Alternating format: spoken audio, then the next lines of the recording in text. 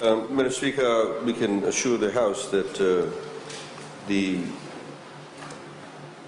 assistance that was given during Cyclone Winston obviously was very, very extensive. Cyclone Winston, just to remind Parliament, was the second strongest storm that ever hit landfall in the world.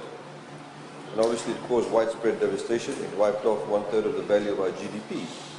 Notwithstanding that, we still grew at a very, although albeit at a nominal rate, very sort of modest sum, but we still grew in that particular year. So the level of assistance that was provided, Madam Speaker, was actually very extensive. It needed a lot of coordination, logistics, and we have, for example, we introduced for the first time in that particular process the Help for Homes initiative.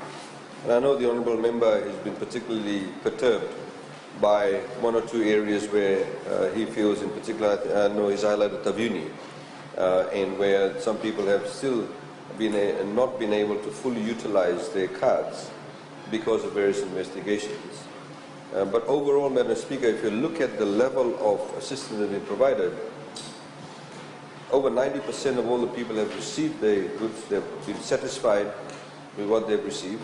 And now, of course, Madam Speaker, if you compare Cyclone Winston with the Cyclone Keni, Cyclone Keni was actually a Category 3 storm that, of course, brought winds and heavy rainfall, in particular flash flooding.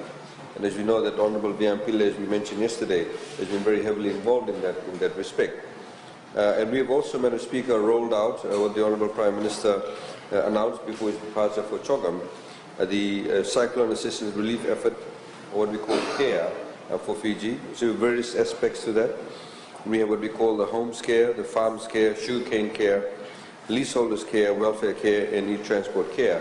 And we'll see all the details that is going to be advertised in tomorrow's papers and also through other forms of medium to tell people as to how they'll be assisted. Thank you.